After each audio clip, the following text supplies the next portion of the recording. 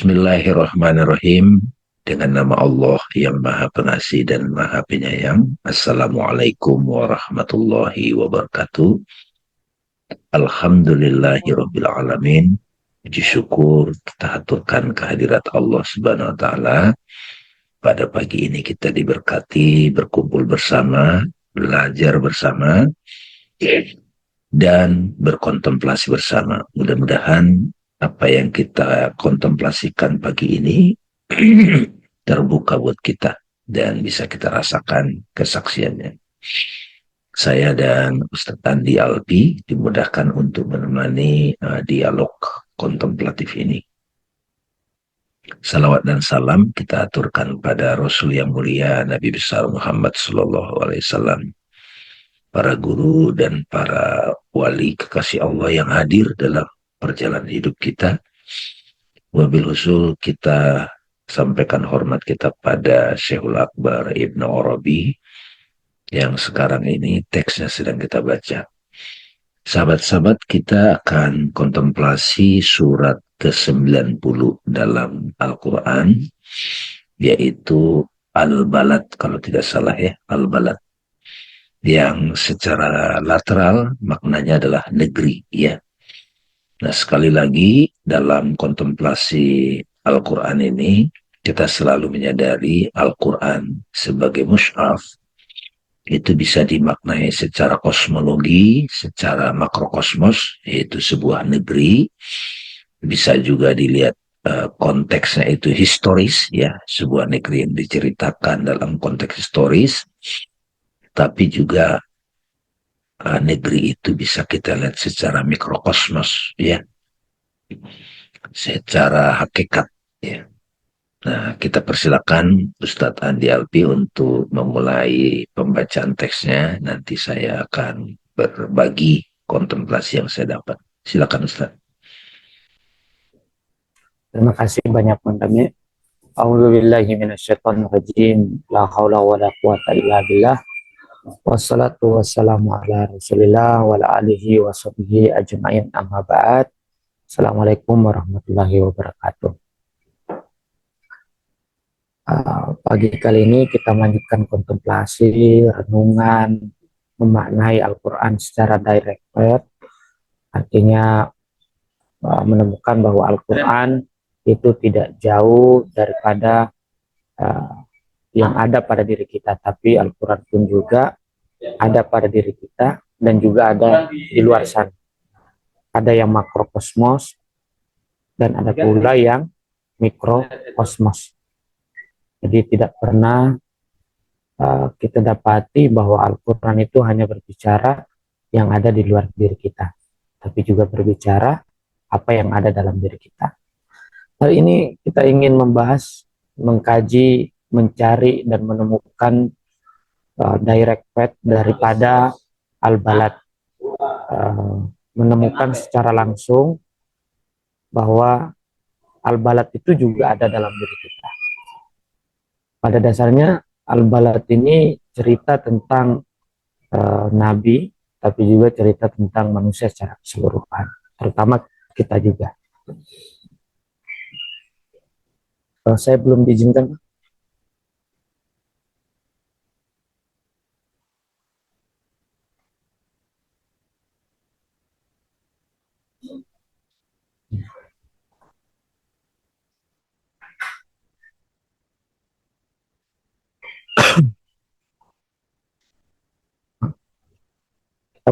Surah Al-Balad. Al-Balad secara meaning letter adalah negeri. Lebih gede? Oh ya. Ya. A'udzubillahi minasyaitonirrajim. Bismillahirrahmanirrahim. La uqsimu bihadzal balad.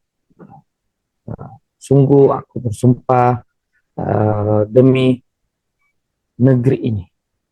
Ini secara makrokosmosnya merujuk kepada Mekah, atau merujuk kepada Baladul Haram, disebut Mekah sebagai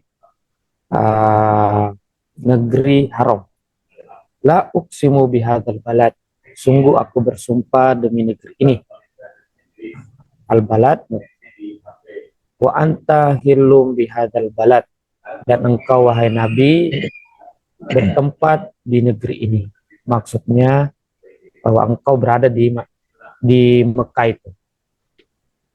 Wa walidin wa ma walad, dan demi ayah dan apa yang dilahirkan. Ini sumpah kedua. Sumpah ketiga.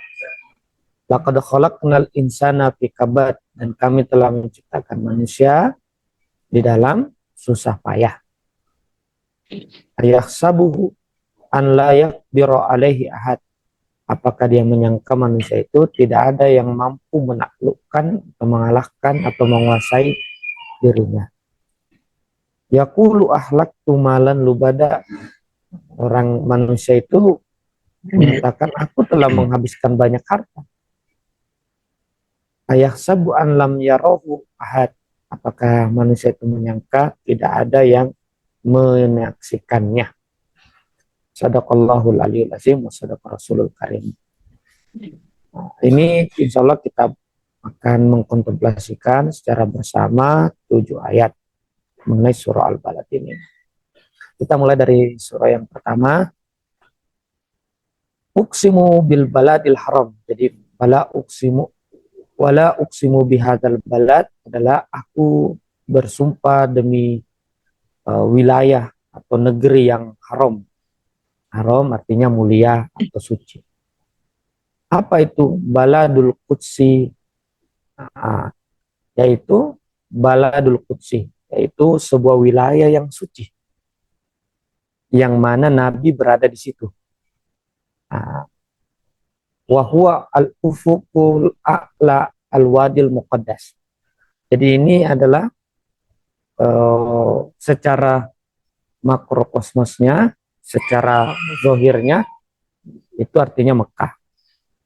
Tapi secara batinnya, hakikatnya adalah ufuqul a'la.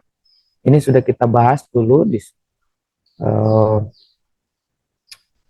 ufuk kan itu adalah sesuatu paling ujung, sesuatu yang ujung yang bisa kita lihat dari kehidupan. Makanya yang dimaksud ufukul a'la itu adalah posisi yang tertinggi, dan wadil muqaddas, dan lembah yang suci. Wa anta hillun, engkau wahai Nabi, kalau di terjemahan Depaknya itu engkau berada di situ. Ibnu Rabi mengartikannya dengan kata mutlak. Dengan kata mutlak. Maksudnya mutlak itu engkau bebas, engkau berada dalam kebebasan dalam negeri itu. Bihadzal balad, di negeri ini. Tab'alu bihi ma tasya, engkau bisa melakukan segala hal apa yang engkau kehendaki. Ghairu muqayyad bil quyudi sifat nafsi wal ada. Engkau bisa melakukan apapun saja yang engkau kehendaki tanpa terikat dengan ikatan-ikatan jiwa dan juga kebiasaan. Jadi maksudnya adalah ini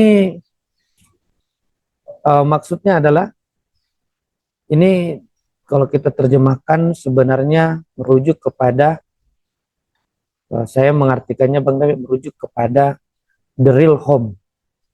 Jadi al-balad itu adalah the real home bagi manusia, atau rumah sejati manusia, negeri sejati manusia. Apa itu negeri sejati manusia? Adalah yang disebut dengan tadi sebagai al-wadil muqaddas, atau lembah yang suci, atau ufukul a'la. Mungkin kita ingat pernah dibahas dalam tafsir An-Nur mengenai tentang cahaya. The real home itu yang adalah ufukul a'la, itu adalah yang disebut dengan ruh, atau yang disebut dengan the real self, atau yang mana dalam diri sejati kita ada cahaya yang sangat besar, sangat suci, yang mana itulah yang disebut dengan Baladul Haram. Itu yang dimaksud dengan Al-Quds. Kalau sekarang kan Al-Quds kan dikuasai oleh sebuah wilayah di daerah Yerusalem. Al-Quds itu dikuasai oleh bangsa Israel. Nah, dari Al-Quds itu, al-hakikat daripada Al-Quds itu adalah cahaya yang ada dalam diri kita, yang mampu memberikan petunjuk. Itulah yang dimaksud dengan Baladul Haram. Yang mana antahilun, engkau wahai Nabi, berada di situ. Jadi pengalaman Baladul Haram itu bisa kita temukan pada diri kita semua. Nah, kebimbangan, serta juga segala hal tentang kegalauan itu karena pada dasarnya kita berada di pikiran atau berada pada tubuh. Nah, standing as Baladul Haram atau kita berada di sebuah daerah Baladul Haram itu apa? The real home, diri atau buka rumah sejati, tempat kembali yang sejati. Ini mungkin pengalamannya nanti insya Allah Bang Dame bisa mengulas pengalaman bagaimana berada di ufukul alam. Bihadal balad taf'alu bihi matasya.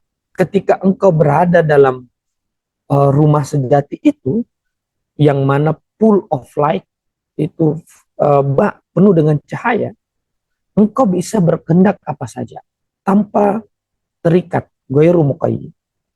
Engkau tidak bisa lagi didikte ketika kita berada di dalam cahaya itu.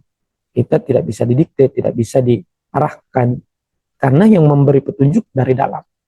Nah, itulah Baladul Quds, itulah negeri yang suci. Itulah lembah yang suci yang ditempati Nabi Musa, yang dicapai oleh seluruh nabi. Ketika kesadaran kita berada di negeri suci itu, maka yang ada hanyalah petunjuk dari Allah Subhanahu wa taala.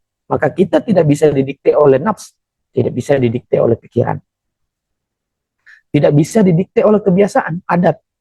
Yang dikatakan adat, kebiasaan. Ini yang selalu mendikte kita kan dalam kehidupan kan itu pikiran dan kebiasaan atau pola-pola yang kita bentuk dari pengalaman hidup. Wa walidin wa ma walad, dan demi ayah dan apa yang dilahirkan. Nah, dikatakan maksud daripada ayah ini adalah di Baladul Quds itu tadi atau Baladul Haram itulah ayah sejati atau tempat sejati kita kembali. Dia merujuknya walid sih, artinya yang melahirkan, bukan ayah, walaupun mungkin terjemahannya di Depak itu artinya ayah, tapi secara bahasa artinya walid itu yang melahirkan. Artinya seluruh keberadaan fisik, mental itu berasal dari itu, berasal dari negeri yang suci itu. Balad wa ma walad, dan apa yang dia lahirkan. Dari ruh itulah lahir nanti jiwa, lahir tubuh. Tanpa ruh itu atau rumah sejati itu, maka tidak bisa terjadi kehidupan ini. Makanya Nabi Isa di sini dikatakan karena ruh itu adalah al-abu al-hakiki, ayah yang sejati, linufusil insaniyah, untuk jiwa-jiwa manusia. Sebagaimana sabda Nabi Isa alaihissalam, inni zahibun ila abi wa abikum, sesungguhnya aku pergi kepada ayahku dan ayah kalian semua, as-samawi, yang ruhani. Nah, itulah ayah kita yang hakiki, itulah rumah kita yang hakiki. Ya, apa itu? Yaitu wadil muqaddas, atau yang sang diri sejati yang ada dalam diri kita, beserta kampung halaman kita yang sejati. Kalau kita kalut kan bingung mau kemana. Kembali kepada muqaddas tua itu, di mana letaknya? Ada di hati. Ada video rekaman kemarin saya Bang Dami bawa kontemplasi Al-Quran surah An-Nas, sudah ada videonya. Itu menarik. Jadi di bagaimana untuk sampai kepada uh, state of baladul haram itu masuk ke dalam hati. Kemudian dikatakan, setelah ayat selanjutnya, laqad khalaqnal insana fi kabad, dan kami telah menciptakan manusia dalam kesusahan. Kabat ini artinya kesusahan. Ini terjadi, kenapa manusia kesusahan? Di sini katakan, manusia tercipta dalam mukabadah, susah payah, wa masakko,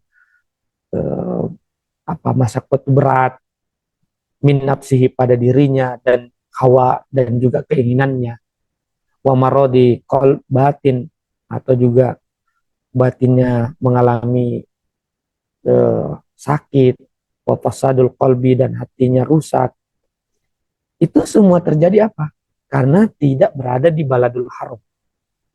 Ini jadi Allah Subhanahu wa taala berbicara 3 ayat ini. Yang pertama, fala uqsimu bihadzal wala uqsimu bihadzal balad wa antum hilum bihadzal wa anta hilum bihadzal balad wa walidin wa mawalad, berbicara orang-orang yang sudah bisa sampai kepada rumah sejati. Selalunya kan kita menganggap rumah itu ya yang berkotak itu, menganggap rumah itu sosok atau apa. Tapi yang dimaksud balad di sini, rumah sejati adalah sisi terdalam dari diri kita. Orang yang tidak bisa mendapatkan baladul haram itu Allah ceritakan, laqad khalaqnal insana fi kabad. Orang yang enggak sampai kepada baladul haram itu pasti susah payah. Itu kita alami semua. Ada keinginan ini susah, ada keinginan itu susah, ini enggak enak, ketemu ini enggak enak, bersama dengan ini enggak enak, semua kabat, susah payah, enggak enak. Nah, kemudian orang yang ciri yang kedua, orang yang enggak di baladul haram dikatakan ayahsabu an lan yaqdiru alaihi ahad. Orang ini sombong. Gue bisa mengenangani ini, gue bisa. Mereka mengatakan ayahsabu, apakah manusia itu menyangka orang yang enggak sampai kepada al-balad itu tidak ada yang bisa mampu menguasai. Jadi sifat sombong itu lahir karena kita tidak di al-balad. Nah, di sini Syekhul Akbar menjelaskan kenapa mereka berpikir begitu. Ligolazi hijabihi wa marodi qalbihi. Karena tebalnya hijab enggak sampai kepada al-balad dan hatinya ada penyakit karena terhijab dengan tabiat, terhijab dengan semesta, atau terhijab dengan tabiat. Bisa tabiat bermakna perangai atau bisa bermakna juga semesta ini. Kemudian orang yang nggak sampai al-balad mengatakan, yaqulu ahlaktu malan lubada. Padahal aku ini udah banyak menghamburkan harta. Aku udah berusaha menghandle segalanya. Aku udah beli ini, segala fasilitas aku persiapkan. Tapi kenapa aku masih susah payah? I never enjoy my life. Aku nggak pernah kok. Kenapa aku nggak bisa enjoy hidupku? Nah, ini kan sehari-hari ya kita hadapi. Gue nggak bisa enjoy gitu. Padahal gue udah habisin malan lubada, harta yang banyak. Malan lubada, harta yang banyak. Nah, tapi apa? Kenapa begitu? Li iftihar, karena kamu pengen bangga-bangga. Wal mubaha, pengen sombong-sombong. Kemudian kan ngomong tadi, orang itu ngomong yang tidak berada di real home-nya, yang mengatakan saya udah habisin harta. Nah, kemudian Allah mengatakan ayahsabu an la yarahu ahad. Apakah orang itu menyangka tidak ada yang memperhatikannya? Wah, udah habisin harta, udah melakukan segala hal. Nah, Allah mengatakan kamu menyangka bahwa aku nggak memperhatikan. Apa niat kamu? Apakah kamu tidak menyangka apa yang di batin kamu? Makanya dikatakan ayahsabu an la yutali Allahu ta'ala ala batini. Apakah dia tidak tahu bahwa Allah memperhatikan apa yang di batinnya? Wa niyatihi, dan juga niat yang dia lakukan. Inama yumpiku malahu, ketika mengimpakkan hartanya. Pisam ati waria, dalam pengen didengar dan juga pengen dipuji. Wa mubahah, dan juga berbangga-bangga. Ini pelajaran hidup kita sehari-hari dalam surah Al-Balad. Saya pikir ini dulu Bang. Terima kasih banyak. Alhamdulillah.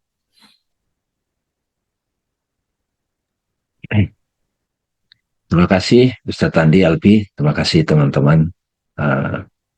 Alhamdulillah kita sudah membaca sekilas apa penyingkapan yang disaksikan oleh Syekhul Akbar. Catatan saya adalah pertama ada 3 sumpah kan di sini teman-teman. Jadi aku bersumpah dengan negeri ini gitu ya, bersumpah. Sebenarnya pada waktu kita bersyahadat itu juga sebenarnya mirip dengan sumpah. Aku bersumpah gitu ya. Nah, aku bersumpah di sini ekspresi dari kesadaran tertinggi. Makanya disebut di situ ya, apa namanya tadi itu puncak ya, puncak ufukul a'la gitu.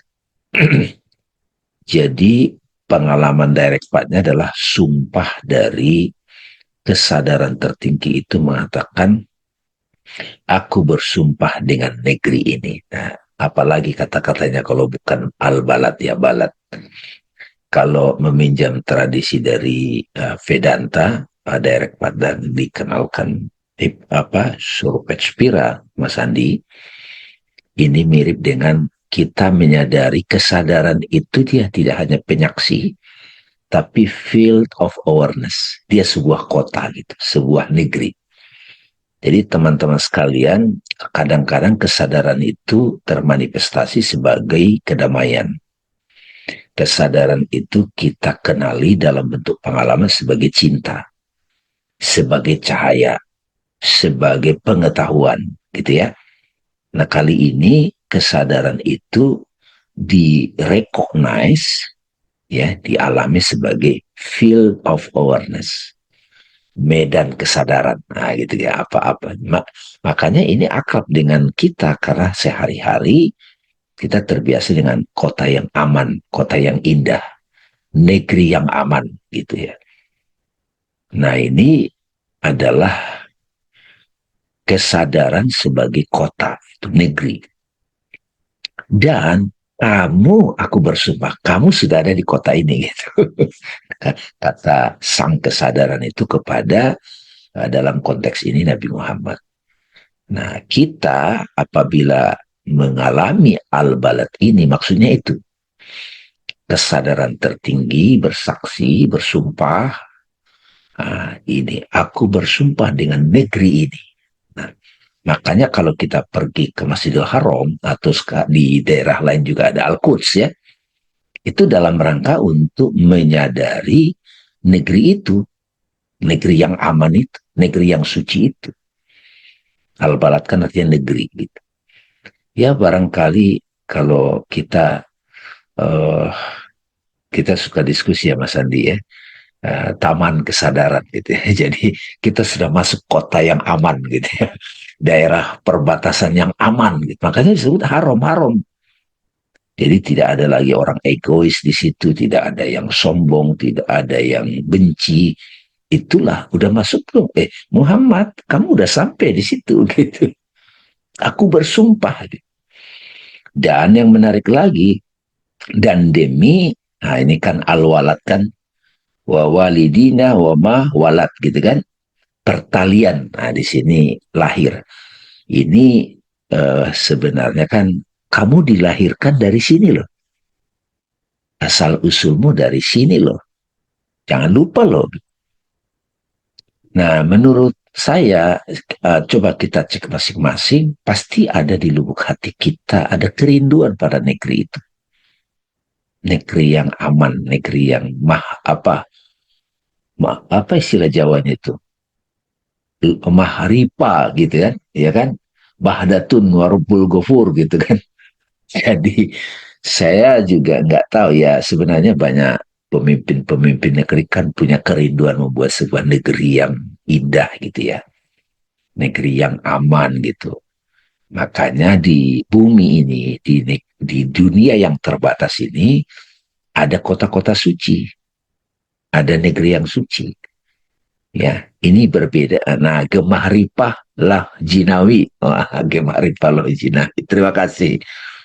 Paham ya maksudnya ya? Jadi eh, penguasa kota itu, yaitu sang kesadaran, dia sebagai kota, dia sebagai negeri, itu menyatakan, kamu udah sampai di kota ini, kamu udah sampai di negeri ini.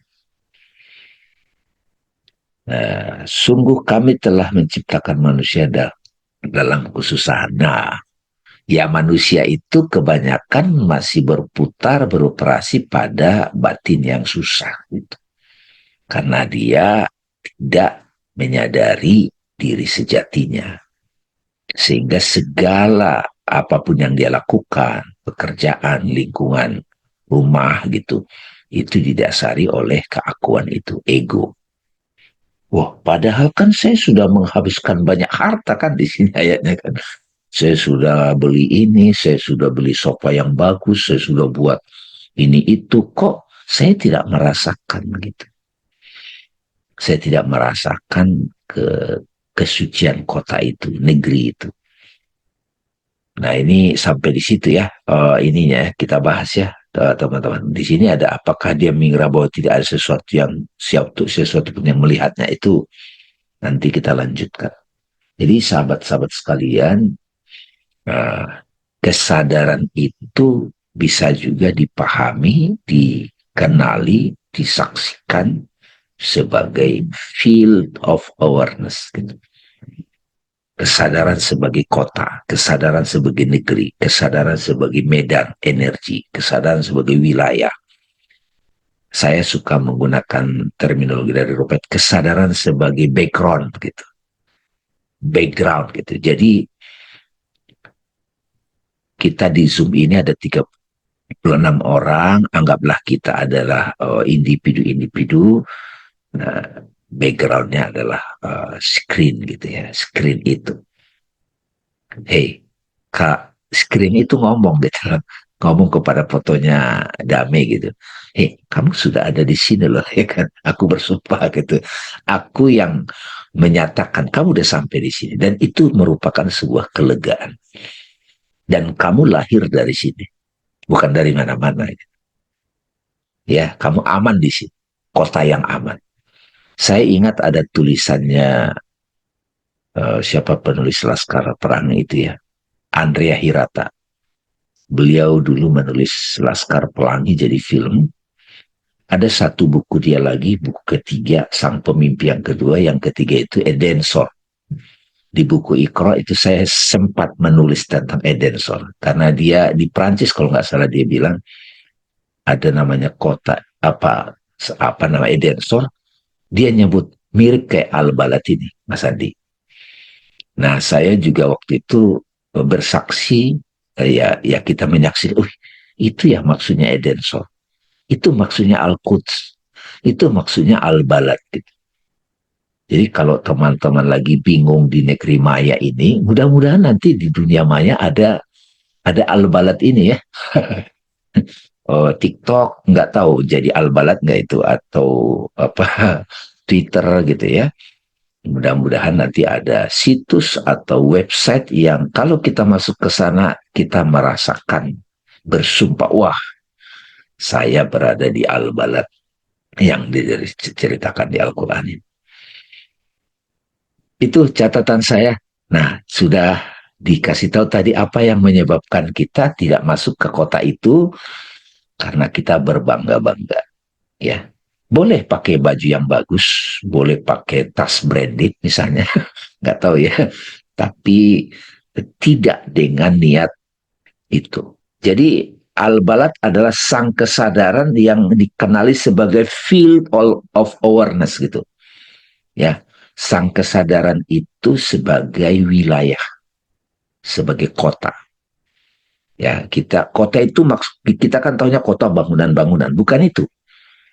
Jadi roh-roh itu berada di mana mereka, roh-roh itu? Roh-roh suci itu berada di sebuah kota namanya Maharoh. Ah, itu Al-Balad. negeri yang indah gitu.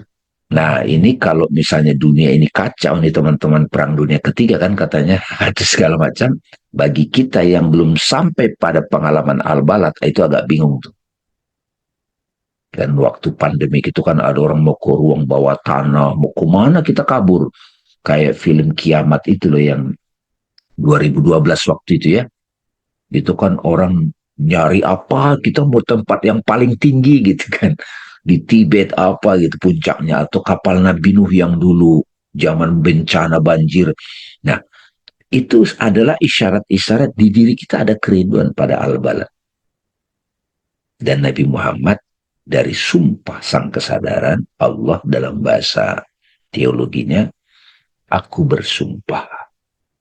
Ya, ini bahasanya kan itu. Dengan negeri ini. Nah, itu kan. Dan engkau misalnya, Ustadz Adame, engkau Andi, engkau Pulan, sudah ada di sini. Jadi kita nggak, saya udah ada di sini loh, nggak bisa ngaku-ngaku begitu. Ya, terus ada karena kamu, aku adalah sumbermu. Dan demi, ya kan, wawalidi wa mawalat gitu ya. Dan demi pertalian ya, al-walad sumber. Di sini diartikan bapak dan anak. Nah, kita aman di situ, nggak susah lagi. Gitu. Luar biasa ya.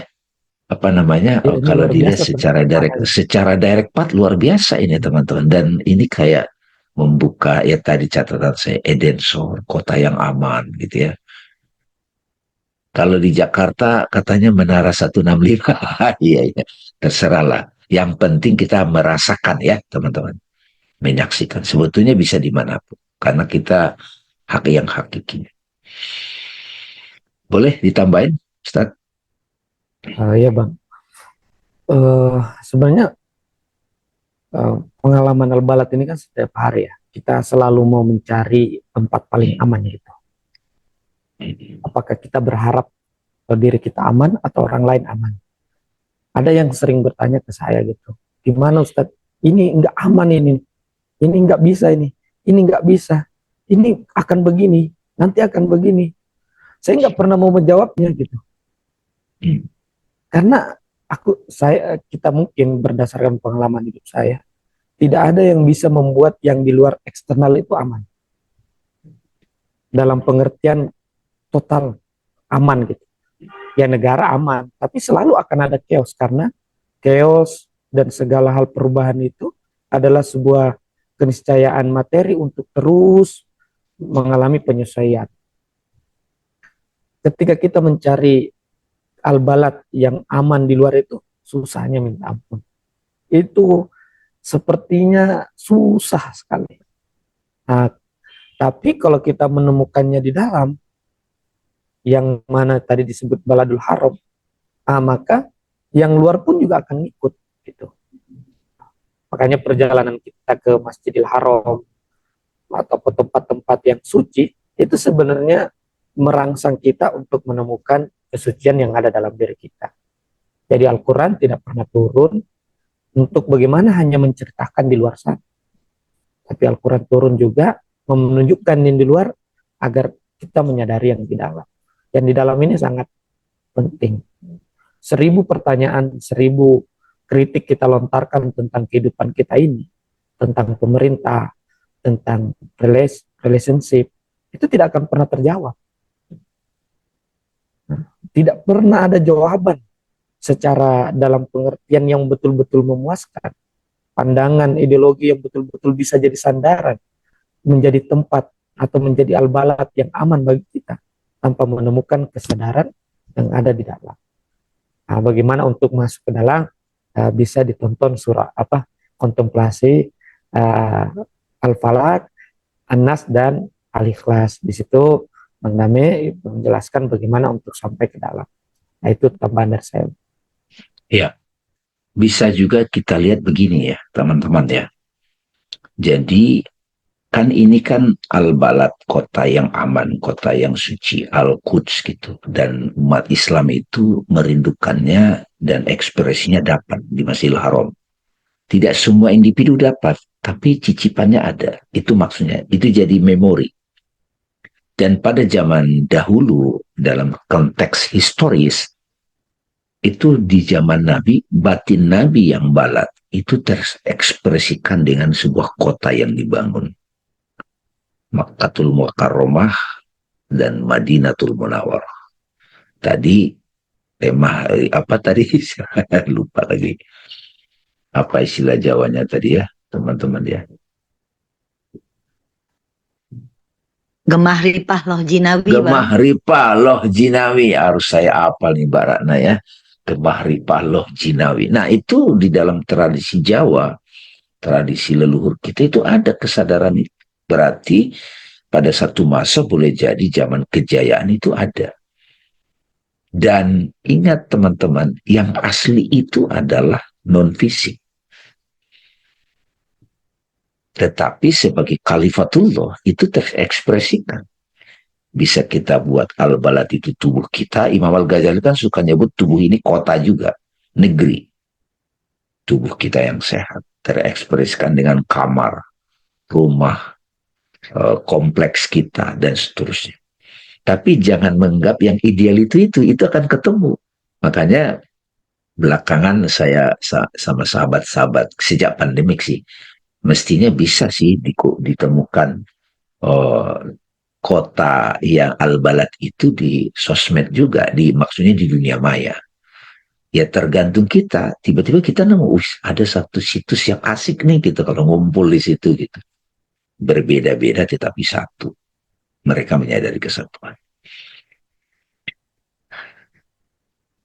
Batin yang balat, suci, itu menampil ke luar gitu ya.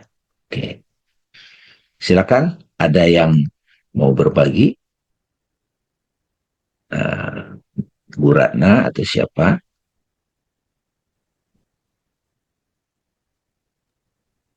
Kalau Gimana yang Bu Ratna? keempat kan laqad khalaqnal insana fi kabad. Itu kan di sini al-insan ya, aspek rohani ya, aspek insan itu bisa dijelaskan nggak? Oh iya, Dimensi jadi rohani. betul. Jadi kan manusia itu, bahasa Indonesia kan manusia. Itu dalam bahasa Arab itu ada bashar, ada anas, ya, ada insan. Jadi untuk nyampe ke level insan itu susah loh. Nah, karena dengan level insan itu satu makna, satu sudut pandang, kita bisa merasakan al-balad ini. Tapi kamu yang sudah insan, kok kamu nggak ngaramin gitu? Kamu tetap susah gitu. Padahal dapat manusia ini susahnya minta ampun gitu. Ada tradisi-tradisi yang sangat vulgar seperti Roda Suami gitu ya, agama Sikh.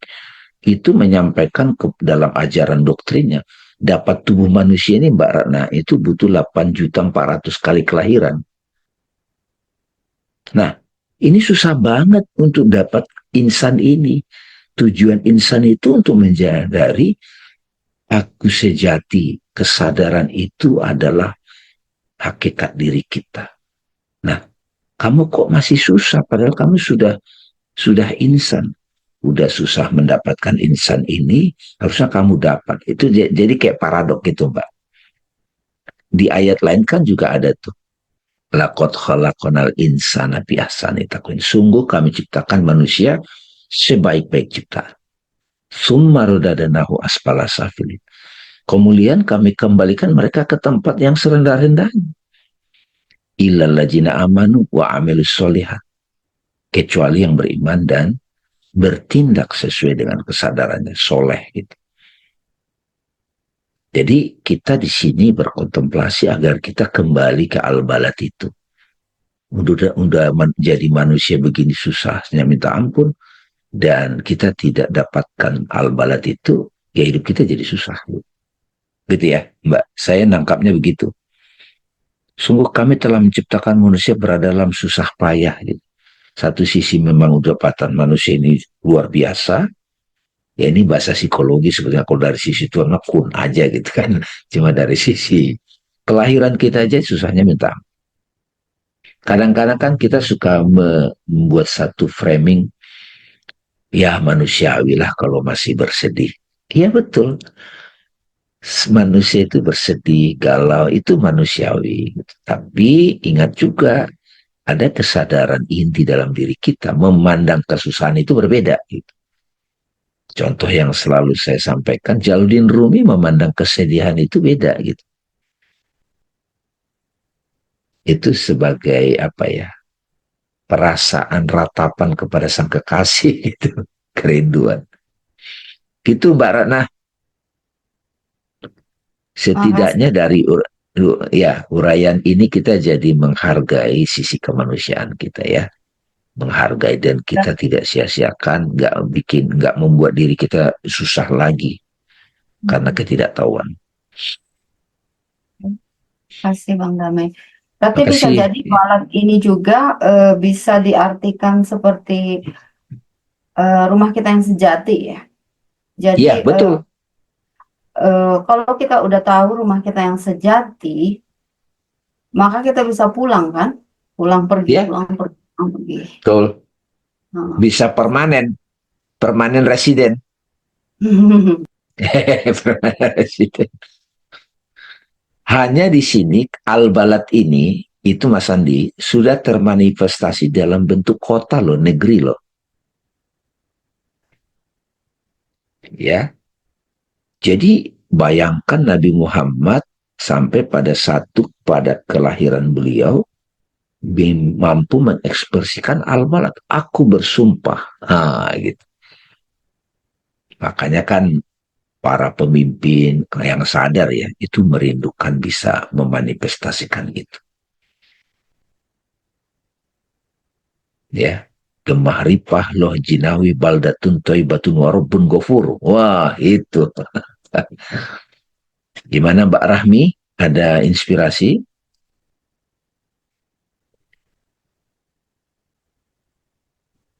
Mau tanya sedikit, Bang. Ini bagus sekali bahwa Mekah dikatakan sebagai ekspresi dari batinia Rasulullah. Ya. Nah, artinya justru ada tujuan internal, ada tujuan eksternal gitu, kehadiran manusia di bumi. Artinya Ya. kalau internalnya oke, dia sampai ke dalam kedalaman rohani, tapi eksternalnya ekspresi setiap orang berarti punya apa ya, mandat atau seperti khalifah itu ya Bang Dame untuk mengekspresikan itu keluar, sehingga kehadiran kita misalnya umat muslim ini bisa mencerminkan nama Allah yang Ar-Rahman Ar-Rahim gitu, mungkin gitu ya Bang? Iya betul. Jadi Allah bersumpah dengan ekspresi tadi, Al-Balad. Kota Mekah kan di situ di-refer ke kota Mekah kan waktu itu. Dan kamu sudah ada di sini. Kamu sudah ada di itu. Jadi Nabi Muhammad memang membuktikan itu. Dan itu catatan sejarah kan. Apa buktinya? Miliaran jutaan manusia berbondong-bondong ke sana. Iya kan? Tapi tidak hanya kota Mekah teman-teman. Al-Quds tuh. Bahkan Al-Quds direbutin sama ego tuh. Yang sampai sekarang perang habis-habisan kan. Karena perbedaan level pemahaman. Dan itu tidak hanya di Mekah. Setiap orang suci itu pasti mengekspresikan al-balad. Bisa jadi di Jawa itu ada. Jangan teman-teman, mesti kita luaskan wawasan kita. Realitas hidup itu tidak hanya yang tampak fisik. Ada yang lebih halus lagi.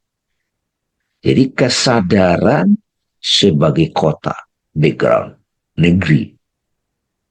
Jadi kesadaran itu tidak hanya manifest sebagai individu, dia tidak hanya manifest sebagai perasaan, dia juga manifest sebagai kota. Jadi kalau kita masuk ke Al-Balad itu, masuk aja udah enak banget gitu. Dan beberapa sahabat kan waktu masuk kota suci, itu enak gitu. Kalau zaman Krishna mungkin Vrindavan gitu kan, ada Vrindavan gitu ya, kota cinta gitu. Jadi orang kalau ingat Vrindavan itu ingat Radha Krishna gitu. Jadi ekspresinya muncul di kota itu.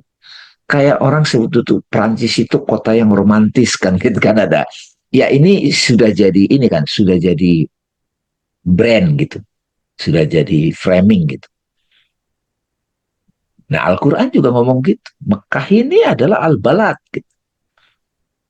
Tapi kan ketika orang datang ke sana kan ada yang tidak merasakan, ada yang merasakan gitu. Nah Al-Quds itu kan juga salah satu juga pernah jadi itu yang sekarang diperebutkan.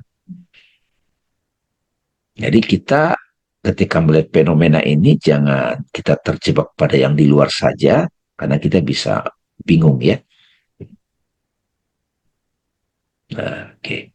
Gitu Mbak Rahati. Ya, Ini ada Mbak Rita apa nanya ya, Al-Balad menjadi berdaulat pada diri sendiri betul karena sudah menerima rasa aman, tenang, damai berada di dalamnya. Betulkah begitu? Betul. Izin bertanya Muhammad di dalamnya apakah esensinya meliputi sifat-sifat terpuji? Ya, secara otomatis begitu. Sifat-sifat Tuhan. Akhlakul karimah kalau bahasa Al-Quran. Kalau waktu saya belajar dalam bahasa Inggris disebut juga itu virtue. Jadi divine quality menampil dalam bentuk akhlak. Akhlak itu bukan cuma perbuatan kayak dalam bahasa etik, bukan, dia lebih dari itu, dia virtue, kemuliaan, karimah gitu.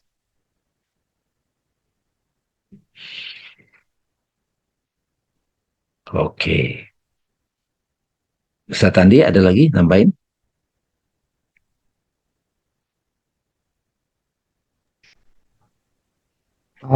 Saya ingat tadi di Islam itu ada keyakinan bahwa akhir zaman itu nanti akan datang Imam Mahdi. Imam Mahdi itu diceritakan bahwa akan membangun sebuah negeri yang makmur, aman gitu. Nah, tapi ada suatu hal yang menarik juga bahwa Imam Mahdi itu bisa hadir ketika seluruh manusia itu ready. Nah, diceritakan bahwa Imam Mahdi itu akan hadir dan membuat sebuah kemakmuran dari seluruh negeri yang ada. Artinya memang pada satu sisi ketika manusia sudah menemukan di dalam dirinya al-balad itu, maka dia berusaha untuk juga menciptakannya di luar. Nah, dia menjadi dimensi khalifah. Nah, tapi sebelum kita sampai ke sana membuat itu, maka kita harus membuatnya di dalam.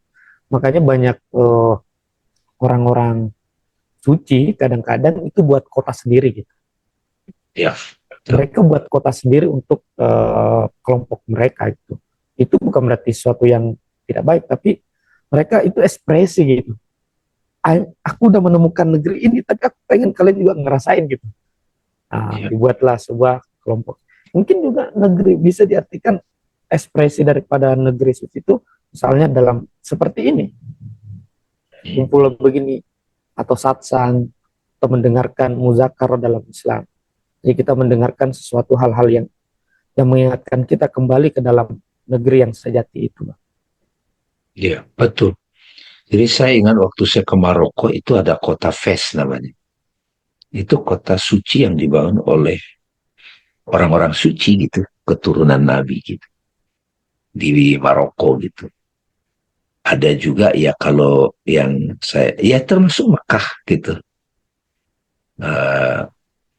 Dalam diri orang-orang suci ya pasti ada dorongan begitu. Nabi Muhammad yang termasuk yang bisa mewujudkan al-balad itu nyata secara fisik. Tapi kan kita jadi kadang, waduh kapan nih Imam Mahdi datang, itu jadi berkeluh kesah jadinya kan. Jadi kita mesti ketemu dulu al-balad yang hakiki gitu. Biasanya kan gitu, jadi janji-janji kosong jadinya, jadi berkeluh kesah, jadi kagak ketemu jadinya. Nah makanya kan al-balad ini kota kamu ada di situ, ini ada loh sumbernya aku loh gitu. Nah begitulah permainan alam semesta ini sampai kapanpun. Ya paling tidak kita di sini yang sudah belajar jadi mengerti kalau sudah ketemu al-baladnya masing-masing, kita ekspresikan di lingkungan kita. Pada tubuh kita, pada kamar kita. Silakan terakhir Bu Frida. Assalamualaikum Bang Dami dan Ustadz Andi. Waalaikumsalam warahmatullahi. Saya mau bertanya soal ada ayat yang mengatakan kuatkanlah kesabaranku sampai di perbatasan negeriku. Itu maksudnya gimana, Bang? Saya pernah dengar ayat itu, Ustadz Andi. Coba diulang Ibu, saya kurang dengar tadi. Ada ayat yang saya baca, kuatkanlah kesabaranku sampai di perbatasan negeriku. Ya, silakan Bang. Ya, jadi kalau kita sudah paham tadi makna al-balad adalah kota yang aman, dan itu adalah sebenarnya hati kita. Kembali ke hati. Nah, kalau kita udah kembali ke hati kan itulah sabar sejati kan. Sabar itu juga nama Tuhan, As-Subur.